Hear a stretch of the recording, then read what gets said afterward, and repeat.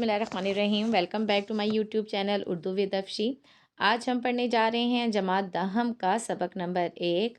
इसका पहला हिस्सा आप लोगों ने मुलाहिज़ा कर लिया था, या जिसका दूसरा लेक्चर है, और हम इसका सेकंड पैराग्राफ पढ़ने जा रहे हैं। पेज है मेरे पास पेज नंबर 6 और पैराग्राफ नंबर 2 है। मिर्ज़ा साहब बहुत ही खामोश काम करने वालों में से थे, यानी इतने खामोश कि ख़ुद उनके ज़माने के अक्सर लोग भी इनके इल्मी और अदबी कारनामों से वाकिफ़ नहीं हुए। दरअसल ख़ुद मिर्ज़ा शोहरत से घबराते थे, पब्लिक प्लेटफॉर्म पर आना पसंद नहीं करते थे, हर काम करते थे सताइश की तमन्ना और सिले की परवाह से बेनियाज होकर।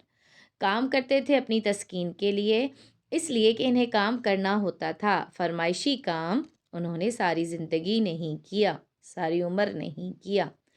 उन्होंने अब से 55 साल पहले एक रिसाला लिखा और रिसाले का नाम था मखज़न, और ये शेख साहब की फरमाइश पे नहीं बल्कि ख़ुद इनका जी चाहा लिखने को तो इन्होंने लिखा था। रिसाले का नाम दोबारा बताती चलूँ मखज़न था।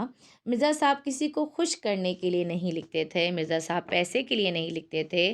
पैसे की तो उन्होंने कभी परवाह ही नहीं की थी, बल्कि पैसे के ज़िक्र पर वो चिढ़ जाते थे और इन्हें मनाना मुश्किल हो जाता था। ये जो पैराग्राफ मैंने आपके सामने पढ़ा है, अभी हाफ़ पोर्शन इसका गुज़रा है, और आप देखें तो ये इनके अदाद व ख़साइल के बारे में है।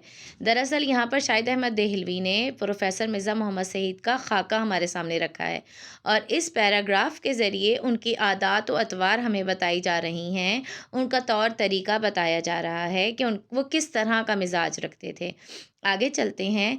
लाहौर के अक्सर पब्लिशरों ने मिर्ज़ा साहब से किताबें लिखवानी चाहीं और बड़ी बड़ी रकमें पेश कीं, मगर मिर्ज़ा साहब ने उन्हें एक लफ्ज़ भी लिख कर ना दिया, और अपना पहला नावल यास्मीन लिखा तो अपने एक शागिर्द पब्लिशर को बेमुज़ दे दिया, बग़ैर मुआवज़ा दे दिया।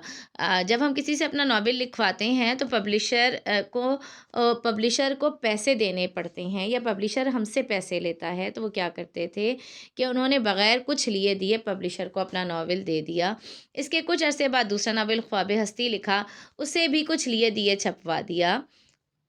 एक पब्लिशर साहब लाहौर से दिल्ली महज इस गर्ज से आए थे, गर्ज यानी वजह से आए थे कि मिर्ज़ा साहब से नावल लिखवाएंगे। मैंने उन्हें बहुत समझाया कि मिर्ज़ा साहब नहीं लिखेंगे, मगर वो बड़े बड़े मुसन्निफ़ों को ख़रीद चुके थे, ना माने और बोले हम इन्हें एक नावल का 1000 रुपया देंगे तो वो क्यों नहीं लिखेंगे। ये वो ज़माना था, यानी कि वो 1000 रुपया उस दौर में देने की बात कर रहे हैं जब 200 और 250 में अच्छे से अच्छा नावल लिखवा लिया जाता था। आगे चल के यही बात बताई जाएगी। ये वो ज़माना था कि 200-250 में अच्छा खासा नावल पब्लिशर को मिल जाता था। चुनाचा मुझे अपने साथ लेकर मिर्ज़ा साहब की खिदमत में हाज़िर हुए। मैंने तारुफ़ करवाया मिर्ज़ा साहब का माथा ठनका जिसे कहते हैं ना, सिक्स सेंसेस, या दिल में एक सोच पैदा हो जाना कि ये क्यों इनके साथ आए हैं, इसलिए उन्होंने कहा कि माथा ठनका। पब्लिशर साहब ने छूटते ही सलाम व कलाम के बाद फ़ौरन ही उन्होंने नावल लिखने की फ़रमाइश कर दी।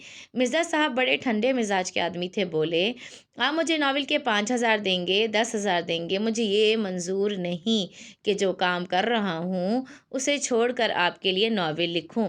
5-10 हज़ार की बात सुनकर पब्लिशर साहब की सिट्टी गुम हो गई, हक्का बक्का रह गए, बिल्कुल ही परेशान हो गए, क्योंकि वो तो 1000 की बात कर रहे थे, और मिर्ज़ा साहब ने कहा कि आप मुझे अगर नावल लिखवाने के 5 और 10 हज़ार भी देंगे तो नहीं लूँगा। तो कहाँ 1000 उस दौर में, और जहाँ 250 में अच्छे से अच्छा नावल मिल रहा है, और जहाँ 5-10 हज़ार में भी नावल लेने के लिए कोई तैयार नहीं है। इसलिए उन्होंने कहा 2-4 मिनट पहलू बदल कर रुखसत चाहिए। मिर्ज़ा साहब उस ज़माने में अपनी मारकतुल आरा किताब मज़हब और बातनियत लिख रहे थे, जिसे मुकम्मल होने के बाद उनके दोस्त प्रोफ़ेसर ताजवर नजीब आबादी उनसे ले गए। लाहौर से वो किताब शाया हुई। मिर्ज़ा साहब का सिर्फ़ यही एक इल्मी कारनामा है, मगर ऐसा कारनामा कि उर्दू की अगर 100 उम्दा किताबें छांटी जाएं तो इसमें मज़हब और बातनियत को ज़रूर शरीक करना पड़ेगा। मिर्ज़ा साहब का सबसे बड़ा कारनामा उनकी किताब मज़हब और बातनियत है। उसको उर्दू अदब में बहुत ख़ास मकाम हासिल है। चलते हैं नेक्स्ट पैराग्राफ की तरफ। मिर्ज़ा साहब दिल्ली के शुरफा के एक मुतमव्वल ख़ानदान के चश्मो चराग़ थे। चश्मो चराग़ बेटे होना, طرح بیرم خان سے آگے بڑھ کر ایک راستہ سیدھے ہاتھ کو مڑ جاتا تھا۔ نکڑ کونا اسی کے نکڑ پر مرزا صاحب کا آبائی مکان تھا۔ اس علاقے میں سر سید احمد خان کا بھی قدیم مکان تھا۔ سر سید سے بھی مرزا صاحب کی عزیز داری تھی۔ منشی ذکاء اللہ سے بھی ان کی قرابت داری تھی۔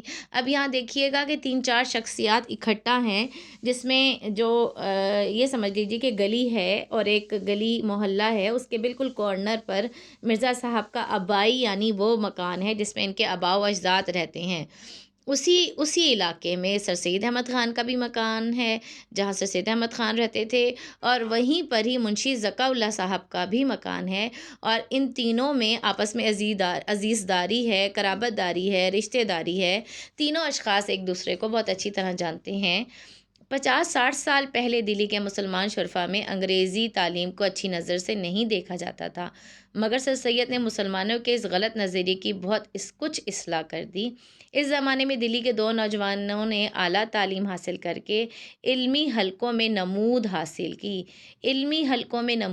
کی، یعنی کہ انہوں نے اعلیٰ تعلیم حاصل کی، اور وہ تمام حلقے جو علم سے تھے، جو ادب سے تعلق رکھتے تھے، ان میں پرورش پائی۔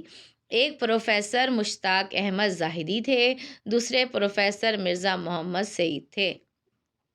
مرزا صاحب نے اس صدی کے آغاز ہی کے لاہور کے گورنمنٹ کالج میں تعلیم حاصل کی۔ ان کے استادوں میں اقبال بھی تھے، جن سے ان کے مخلصانہ تعلقات آخری دم تک قائم رہے۔ اب اگر پروفیسر مرزا محمد سعید کی بات کی جائے تو ان کا تعلق علامہ اقبال کے ساتھ بھی ہے، کیونکہ ان سے بھی انہوں نے مخلصانہ تعلقات آخری دم تک قائم رکھے۔ سر سید احمد خان کے ساتھ بھی ان کے تعلقات تھے، اور منشی ذکاء اللہ صاحب کے ساتھ بھی ان کے تعلقات تھے، تو تمام ادبی شخصیات کے ایک دوسرے کے ساتھ بہت اچھے تعلقات تھے۔ انگریزی ادبیات میں ایم اے کی سنعت لینے کے بعد مرزا صاحب نے 1906 تا 1907 میں سال 2 سال علی گڑھ میں پڑھایا۔ اس کے بعد گورنمنٹ کالج لاہور میں انگریزی کے پروفیسر ہو گئے۔ پنجاب کے بیشتر اعلیٰ عہدیدار مرزا صاحب کے شاگرد تھے۔ پطرس اور تاج نے بھی مرزا صاحب سے اکتساب علم کیا۔ پطرس اور تاج دونوں شاگرد تھے پروفیسر مرزا محمد سعید کے۔ پروفیسر مرزا محمد سعید استاد تھے اور پطرس اور تاج ان کے شاگردوں میں سے تھے۔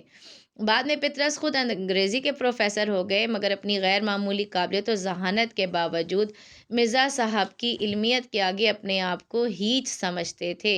ہیچ سمجھنا، کم تر سمجھنا، کچھ بھی نہ سمجھنا، بہت کم درجے کا اپنے آپ کو سمجھنا۔ میں نے بارہا پطرس کو مرزا صاحب کی خدمت میں حاضر ہوتے دیکھا ہے۔ پطرس کو میں نے کسی اور کا اتنا ادب و احترام کرتے نہیں دیکھا، یہاں تک کہ وائسرائے ہند کا بھی۔